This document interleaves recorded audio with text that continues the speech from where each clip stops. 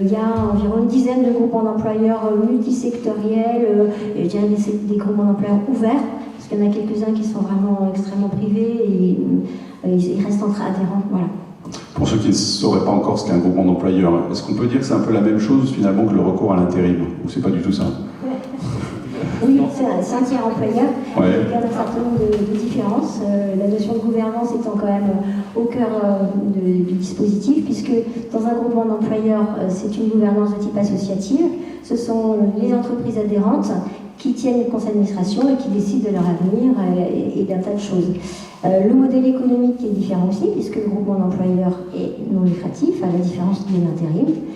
Et puis, autrement, en termes d'action, initialement, le groupement d'employeurs n'a pas été fait pour faire du remplacement au pied de ville. Donc, on prévoit un peu plus la notion d'emploi sur une durée. C'est de la gestion de ressources humaines. Oui, tout à fait. C'est votre cœur de métier, finalement. Tout à fait. Ouais. Alors, l'intérim, dernièrement, utilise le CDI intérimaire, mais ça, c'était notre spécialité, puisque les groupements d'employeurs en France et en moyenne font 70% de contrats en CDI. Voilà. On parle de Flexence, c'est combien d'adhérents aujourd'hui, là, 12 ans après?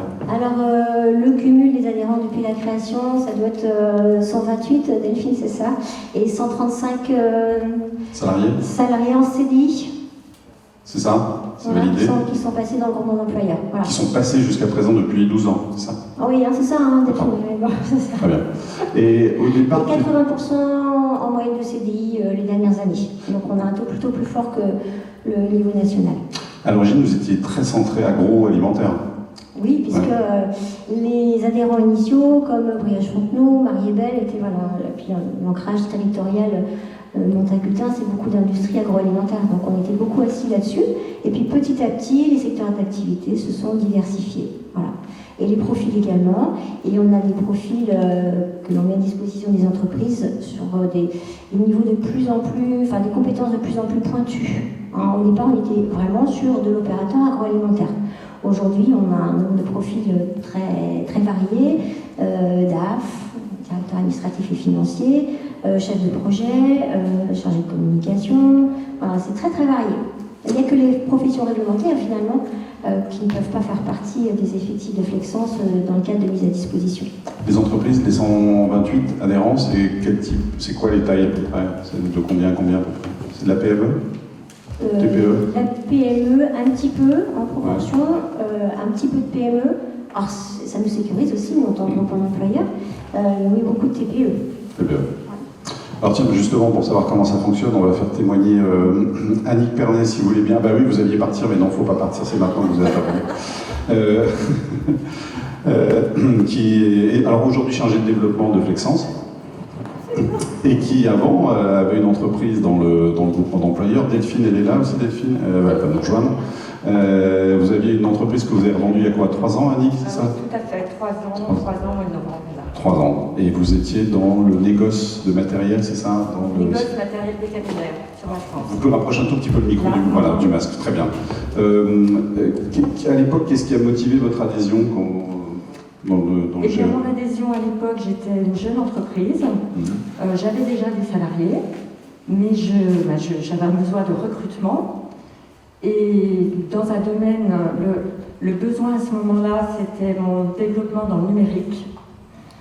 Donc voilà, je cherchais. La contrainte, c'est que je ne prévoyais pas une embauche à plein temps. Donc quelques jours ou quelques heures, je connaissais Flexence de nom, voilà, je les ai rencontrés et ils m'ont expliqué comment fonctionnait ce groupement d'employeurs avec une flexibilité d'emploi et surtout le temps partagé.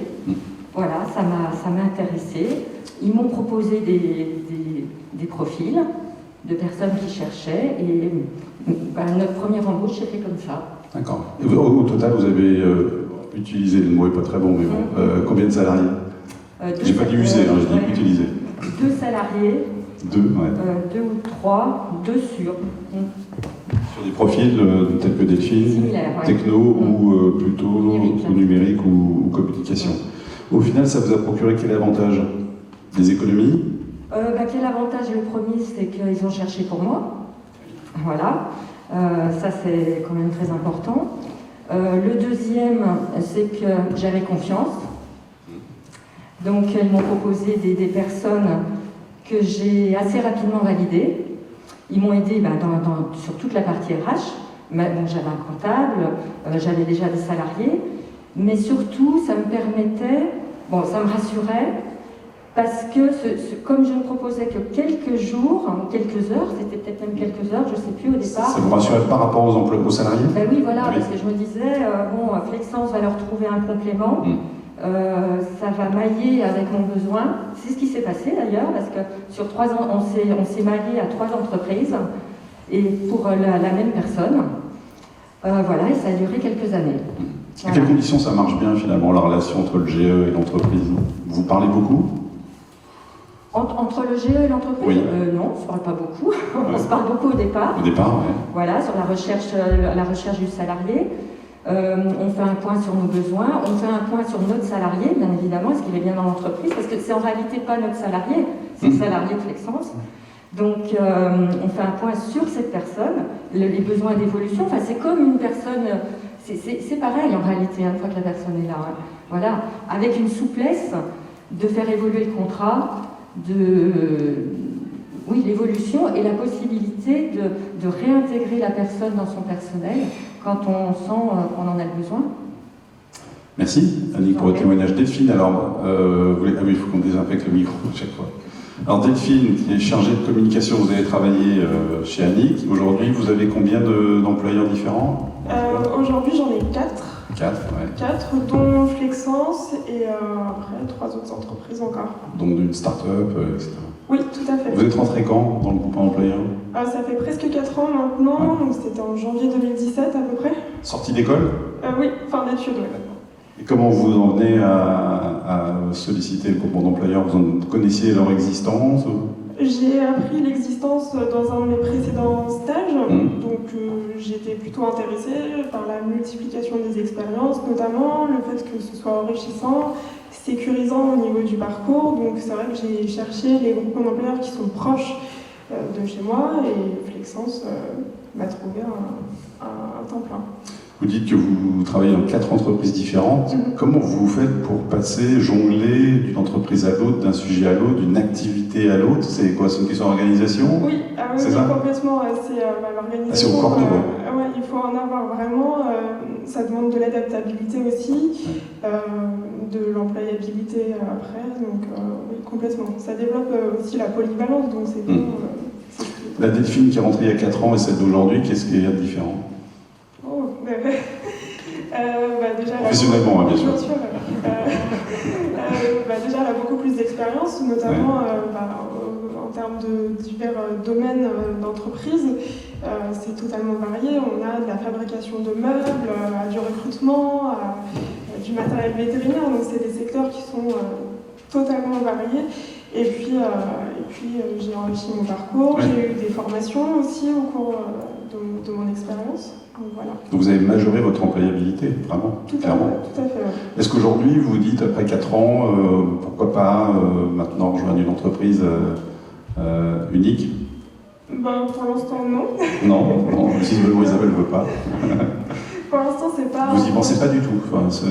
En même temps, ça fait que 4 ans, vous avez tout le temps. Je me laisse porter, donc pour l'instant, c'est pas un objectif, mais on verra bien où la vie nous mène. Merci Delphine. Isabelle, juste en complément de Delphine, en remerciant Delphine, c'est la vie finalement du groupe d'employeurs d'avoir des salariés qui un jour qui le quittent et sont embauchés définitivement dans une seule et unique entreprise. Oui, c'est ce qu'on appelle le turnover positif. Donc ça fait partie de la vie d'entreprise, on s'en réjouit, sauf dans le cas de Delphine, t'as bien entendu. Mais oui, bien sûr. Alors parlons de la CE. Comment l'idée est venue? Alors, acte 1, alors en tant que présidente de la Fédération nationale des groupements d'employeurs, en 2019, on a été amené à étudier les différentes formes d'activité d'emploi. Les NFAE, donc on a comparé les groupements d'employeurs avec les CAE, le portage salarial, et les SAP, les sociétés de services à la personne. Donc, je me suis familiarisée au concept, j'ai rencontré des acteurs également de ces réseaux-là. Bon.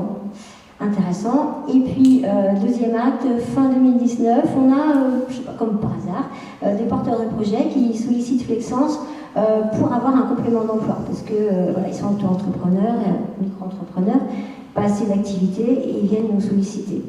Alors ça, on sait faire, mais voilà, l'idée de la CAE, on se dit quand même, les deux, ça pourrait être intéressant. Et puis, acte 3, la crise sanitaire, le Covid, le confinement, avec évidemment le spectre de l'élévation du chômage, et on rendait là ces 40% de chômeurs catégorie A depuis le début de l'année. Donc ça a accéléré le processus. Donc on a commencé à rencontrer des partenaires, les élus, Serre France, et du coup là on s'est senti plutôt épaulé. On a senti que ça prenait, que ça avait de l'intérêt. On a eu d'autres réunions avec des porteurs de projets. Et on s'est dit, il faut y aller à cadence forcée pour qu'à la rentrée on puisse présenter le projet qui tienne debout, qu'on ait trouvé aussi des soutiens. Donc voilà comment ça s'est passé. Alors parmi les experts qui se sont penchés sur le perso de la CAE, il y a Jean-Yves Kerbouche, il est professeur de droit à l'Université de Nantes, il fait référence en matière de politique de l'emploi, à la fois sur le champ des GE et des CAE. Alors il ne peut pas être parmi nous pour intervenir, tout simplement parce que l'Université de Nantes interdit aujourd'hui à ses intervenants de parler en public, au risque évidemment de contaminer leurs élèves. Voilà, c'est la raison. Donc on l'a enregistré ce matin en vidéo et il va témoigner de la particularité justement de la CAE et justement du côté innovant de ce rapprochement entre un groupement d'employeurs et la CAE. On va le lancer. Isabelle, donc je suis porteur d'un projet. Quelles sont les conditions pour rejoindre la CAE et quel est mon intérêt ? Les conditions pour rejoindre la CAE, alors c'est d'abord d'être un bon professionnel au niveau de son cœur de métier. Ça, vous le vérifiez. Soit il est diplômé, soit il est expérimenté. Enfin, voilà, il y aura des critères dans un cahier des charges qui seront bien inscrits dans le marbre. Voilà, il faut que ça se soit clair. Donc c'est quelqu'un qui sort potentiellement d'un salariat ou pas. Sur la jeunesse de l'entreprise, c'est un critère ? Je voulais dire, il ne faut pas que ce soit des professions réglementées. Ah oui, on ne pourrait pas intégrer la CAE. Ça peut être une micro-entreprise qui vient de naître ou pas du tout ? Oui. Alors on va pas forcément besoin d'ancienneté. On va avoir un témoignage, mais c'est quelqu'un qui a déjà lancé son activité et qui veut continuer à la développer. Mais ça peut être vraiment un porteur de projet qui veut tester son activité. Voilà. Et ensuite, il faut qu'il adhère avec ce que Jean-Yves a bien exprimé en termes de coopération. Son besoin, c'est de ne pas être tout seul et d'être accompagné sur d'autres volets que celui de son cœur de métier. C'est-à-dire que par exemple, il ne sait pas, l'administratif lui fait peur, le commercial, il ne sait pas comment s'y prendre, il ne sait pas comment se gère une entreprise, donc il a besoin d'être accompagné. Voilà. Donc vous l'emmenez vers l'autonomie, en quelque sorte. Alors c'est en tout cas l'idée de Flexence CAE, c'est vraiment de l'accompagner vers l'autonomie. C'est ce que va développer tout à l'heure Laurent Duclos dans son interview, c'est la notion de plateforme apprenante et la notion de plateforme de mise en relation.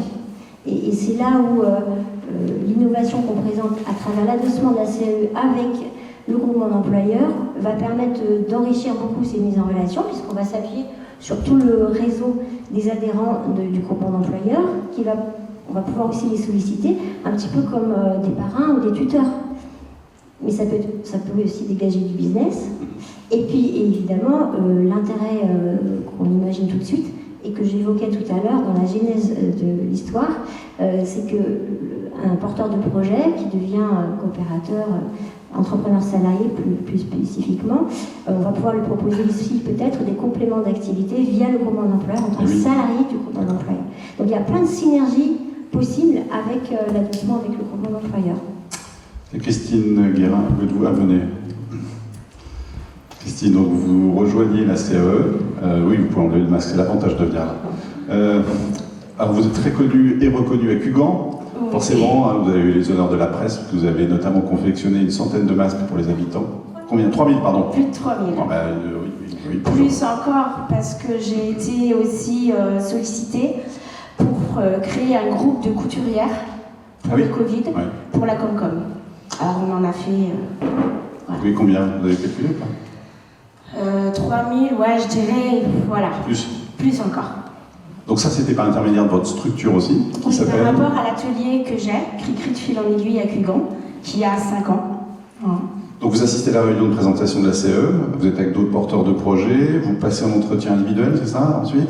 Ce que racontait un peu Isabelle, oui, c'est comme ça que oui, c'est on passé? l'a fait ensemble il y a quelques semaines.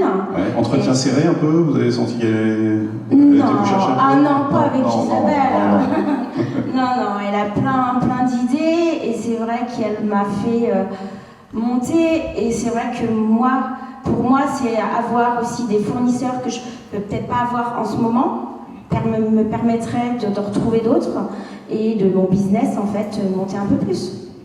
C'est ça qui a suscité votre intérêt? Oui. C'est d'abord plus de business? Oui, ouais. Et l'effet aussi que tout ce qui est facturation, tout ça, c'est vrai que comme elle m'a expliqué, c'est vrai que ça c'est une grosse partie que là j'ai vu pendant le Covid en fait, je me suis vue à faire des factures. C'est bien, ça c'est une bonne nouvelle. Voilà, oui, c'est ça. Mais c'est compliqué à gérer. Voilà, c'est compliqué. Et votre idée, c'est ce que disait tout à l'heure Isabelle, c'est de finir par devenir autonome, quoi. Pouvoir vous débrouiller seul. Peut-être. Sur la gestion. Oui. Vous êtes salarié en même temps, c'est ça? Oui, je suis salariée à côté. Votre idée, c'est de basculer ou pas complètement sur l'activité? Non, c'est toujours garder les deux? Non, pas pour le moment. Peut-être dans 2 ans, je dirais peut-être autre chose, mais pas pour le moment. Donc business, sécurisation, autonomie. Voilà, c'est les trois mots-clés. C'est ça. Merci beaucoup. Merci Christine.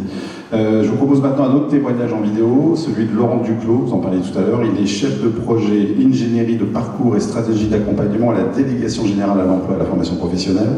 Son témoignage est très intéressant, vous allez voir. Il nous explique ce qui a permis l'émergence de structures telles que les CAE et dans quelle mesure justement elles permettent de sécuriser les parcours professionnels. On l'écoute. Je le remercie beaucoup à distance parce qu'il a permis de bien nous aider à conceptualiser tout ça. Ouais, et puis voilà, on espère que les promesses de la théorie s'incarneront dans la réalité avec l'intermédiaire de tous les partenaires. Oui, c'est ça, parce que la CAE, elle a besoin de partenaires. Alors, soutien financier, mais j'allais dire globalement de partenariat, pour exister. D'abord, les prescripteurs, donc que sont les développeurs économiques des communautés de communes, tous les acteurs de l'emploi, Pôle emploi, Cap emploi, IGB qui est représenté aujourd'hui par Isabelle Roduro. Donc, on a besoin effectivement de tout un monde autour de nous pour le côté prescription et également toute la partie plateforme apprenante, la partie plateforme de mise en relation. On a besoin de nombreux relais. Et ce côté plateforme apprenante, on veut vraiment la développer à travers notamment la nouvelle modalité pédagogique qui s'appelle la FEST, qui a été mise en œuvre et légiférée par Laurent Duclos également. Donc il nous invite vraiment à nous pencher sur ces nouvelles dispositions. Peu développées encore aujourd'hui dans le monde du travail. Voilà. Il nous rappelait donc que c'est les projets entrepreneuriaux, que en tout cas les structures doivent s'inscrire dans les projets entrepreneuriaux du territoire et en être vraiment partie prenante. Donc forcément les collectivités ont dans ce cadre-là un rôle à jouer pour se faire l'écho de l'existence de la CAE notamment et de ses atouts. Donc je vais donner la parole aux élus, c'est logique maintenant. Nathalie Gosselin qui est conseillère régionale et Éric Hervouet qui est vice-présidente de Terre de Montaigu. Donc l'intérêt pour le territoire de la CAE et puis globalement aussi dans cette période de crise sanitaire, quel intérêt vous voyez des structures comme celle-ci? L'intérêt est déjà hyper positif. Au niveau des territoires, on est toujours ravis de voir des nouvelles initiatives, surtout celle-ci. Effectivement, alors le contexte, je ne vais pas revenir dessus parce que j'ai pas envie de plomber l'ambiance, c'est hyper positif, donc on va rester positif. Nous, au niveau de nos territoires, justement, on veut garder ce message-là à nos entreprises, mais aussi aux gens qui recherchent de l'emploi ou de la formation. Et vraiment, le but aujourd'hui, c'est de montrer à nos entreprises qu'il ne faut surtout pas freiner dans les investissements, dans les embauches. Et au contraire, ce genre de proposition, ça peut permettre à certaines entreprises de se dire « allez-y, on y va, on passe le pas, et puis on va créer de l'emploi et on continue d'investir, on continue d'avancer ». Et ça, nous, au niveau de nos territoires, c'est hyper important. On est là pour les soutenir, on est là pour accompagner. Donc, tous ces acteurs-là font partie de tout ce package, j'ai envie de dire, qui est hyper important sur nos territoires. On a de la chance, on est en Vendée. Je passe un petit peu. Ici, vous êtes obligé. Chance, hein. Vraiment, on est sur des territoires hyper intéressants, hyper dynamiques. Et ça, il faut que ça continue. Nous, au niveau des élus, on ne peut rien faire tout seul. Ça, c'est clair. Donc, on a besoin de nos chefs d'entreprise, mais on a besoin d'acteurs. On a besoin de tout le monde, quoi. Donc, c'est très bien. Moi, je suis ravie d'être là, en tout cas, aujourd'hui. Merci beaucoup, Isabelle, pour tout ça. Éric Hervouet, merci Nathalie Gosselin. Éric Hervouet, alors l'intérêt de voir émerger des... Ah oui, il faut des... Voilà. Quel est l'intérêt? Alors vous étiez, je rappelais tout à l'heure, à l'initiative du groupement d'employeurs, et là aujourd'hui cette CAE, quel intérêt vous voyez à son émergence sur ce territoire? Alors, je dirais que si on mélange groupement d'employeurs et CAE, il y a un double intérêt dans le sens du développement économique porté par les intercommunalités, alors notamment Terre de Montaigu, mais toutes les intercommunalités, de Vendée aussi. Il y a la notion de l'emploi et il y a la notion d'accompagnement de porteurs de projets, en fait. Ce sont des missions qui nous incombent dans le sens du développement économique, bien sûr. Alors, la notion d'emploi avec le groupement d'employeurs, ça a été très bien dit, je ne reviens pas dessus. Mais cette idée de pouvoir à la fois adosser une CAE au groupement d'employeurs participe pleinement, avec le témoignage qu'on a entendu, à ces nouvelles formes d'emploi et ce développement. Et la plateforme apprenante dont on parlait, j'y crois vraiment. C'est vraiment un concept fort, et avec ce qu'on a vécu dernièrement, crise sanitaire, on sait qu'il y a ces nouveaux modèles-là qui doivent voir le jour et qui donnent du sens en fait à cette manière d'emploi. Et alors sur l'accompagnement des porteurs, quand Isabelle nous a présenté le principe de CAE, moi j'étais plus éloigné de ça, j'étais pas forcément informé de ce que pouvait être une CAE. On a assez vite détecté l'intérêt qu'il pouvait y avoir. On voit des porteurs de projets arriver chez nous avec des projets porteurs de sens, avec un ancrage local, mais qui butent parfois sur un modèle économique compliqué à mettre en œuvre. Et dans les parcours classiques, on ne trouve pas la réponse toujours à apporter. Et là, on s'est dit qu'effectivement, le fait par la coopérative de pouvoir porter des charges administratives, mais surtout de mutualiser, de coopérer et de s'entretenir, de s'auto-entretenir avec d'autres chefs d'entreprise, salariés, pouvait être un véritable plus, et notamment dans le champ de l'économie sociale et solidaire, sur lequel on se fait aussi une culture sur ce champ-là, puisque c'est très vaste, et ça se décline dans beaucoup de domaines, et on s'est dit qu'il y avait vraiment une notion importante ici pour apporter le plus. On a un vrai réseau d'accompagnateurs aujourd'hui, je salue aussi IVB, qui est présent, avec qui on travaille au quotidien, et là on s'est dit qu'il y avait une possibilité de faire émerger des projets avec du sens, de l'ancrage local, je le redis, qui joue pour l'attractivité de notre territoire et qui ne pourrait peut-être pas voir le jour parce que le chef d'entreprise seul n'irait pas au bout de sa démarche.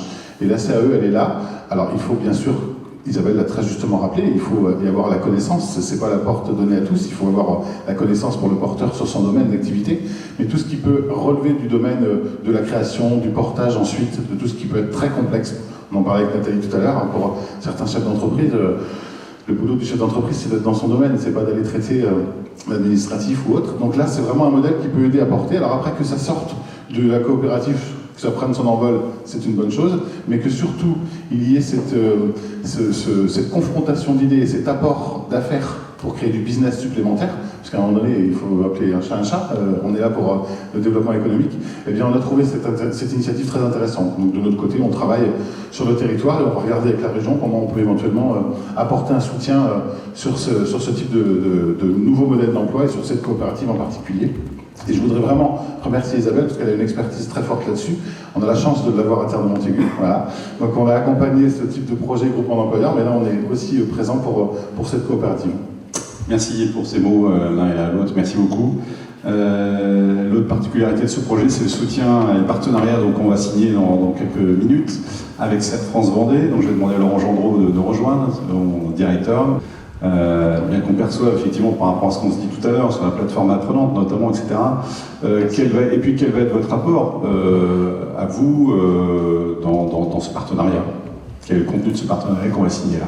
Bonjour, merci de me permettre d'intervenir et de quitter le masque, ça fait du bien. Nous sommes une structure acteur aussi de l'économie sociale et solidaire et de l'économie circulaire. Donc notre vocation, c'est d'être le partenaire incontournable des chefs d'entreprise dans la gestion de leur structure. Notre problématique détectée en 2017 dans notre projet d'entreprise, c'était de dire qu'il y avait de plus en plus de porteurs de projets qui étaient des auto-entrepreneurs. Voulu ou subi. On voit que le monde du numérique vient percuter ce monde-là parce que quand on est uberisé, on livre des pizzas, mais on ne sait pas derrière quelle est la durabilité de notre modèle. On est poseur pour des grands faiseurs qui vendent des cuisines et d'autres métiers, ou on est commercial dans le monde de l'immobilier et on ne sait pas comment se structurer. Et nous avions pour ambition, dans notre projet d'entreprise, de trouver une solution à ces porteurs de projets auto-entrepreneurs. Et quand Isabelle est venue nous voir en disant « mais voilà, on va certainement réfléchir à ça », ben ça réglait une problématique du marché vendéen. 30 000 entreprises, 6 000 agriculteurs et tous les auto-entrepreneurs existants, et ce qui vient de se passer accélère le nombre d'auto-entrepreneurs potentiels. Donc nous, notre rôle et notre volonté, ça va être de répondre à un besoin du marché. Nous ne sommes pas là pour nourrir des actionnaires, mais servir l'entrepreneuriat en Vendée. On a des ressources, 15 sites situés en Vendée, 350 collaborateurs, puis des expertises depuis 60 ans. Donc ce qu'on va faire, c'est qu'on va mettre nos ressources à disposition de la CE, parce que ça sert les marchés. On fait partie du monde libéral, on est expert comptable, donc on va apporter notre expertise. On travaille aussi, on a 25 personnes qui font des bulletins de salaire, on va aider. Et tu parlais de turnover, nous ce qui nous intéresse, c'est que quand on est auto-entrepreneur, qu'on crée sa structure, souvent l'entreprise, au bout d'1 an et demi, 2 ans, elle meurt parce qu'elle est mal accompagnée. Ce qui nous intéresse, c'est qu'elle soit bien accompagnée. Nous on pense qu'en étant accompagné par le CAE, on peut doubler ses chances de réussir. Et puis, dans le partenariat aussi, ce qui nous intéresse, c'est d'être le tremplin. C'est-à-dire que nous, on rencontre des entreprises qui, au début, n'ont peut-être pas envie d'être accompagnées par Serre France, parce qu'on a une certaine taille, et puis on demande un certain volume de ressources. Eh bien, c'est de les guider vers le CAE pour qu'ils soient en situation de réussite. Et puis après, notre rêve, c'est qu'au bout de 3 ans, s'il a envie de devenir autonome, s'il a envie de grandir, on puisse d'abord l'écouter. Et qu'on regarde si oui ou non, un statut autre qu'entrepreneur est bénéfique pour lui, entrepreneur, mais aussi pour son projet de vie, et puis qu'après, derrière, on continue à l'accompagner. Mais notre volonté ici, c'est de servir les marchés. Cette idée très innovante répond à une vraie problématique, et donc un partenariat durable, parce que c'est extrêmement vertueux. Nous ne sommes pas là pour nourrir des actionnaires. On a une des représentantes de nos clients qui est là. Nous sommes une association de gestion. C'est un réseau associatif. Voilà, 13 000 salariés en France, décisions et moyens vendéens. Toutes les décisions se prennent ici en Vendée. Donc la décision qu'on a prise, c'est que nos moyens devaient être au service des auto-entrepreneurs en Vendée et de la CE. Merci, alors j'en remercie beaucoup. Isabelle, un petit mot sur ce partenariat avant qu'on signe. Oui, un grand merci à Serre France, à Laurent, à toutes ses équipes, et notamment à Guy Pissonneau qui coordonne tout cela. Et puis, Serre France est modèle parce que c'est quand même un soutien financier qu'il nous octroie et un accompagnement des entrepreneurs salariés sous un mode collectif, individuel également, et un package s'il y a sortie, s'il y a autonomisation. Serre France les accompagnera aussi de façon extrêmement précieuse. Donc un grand merci. Voilà.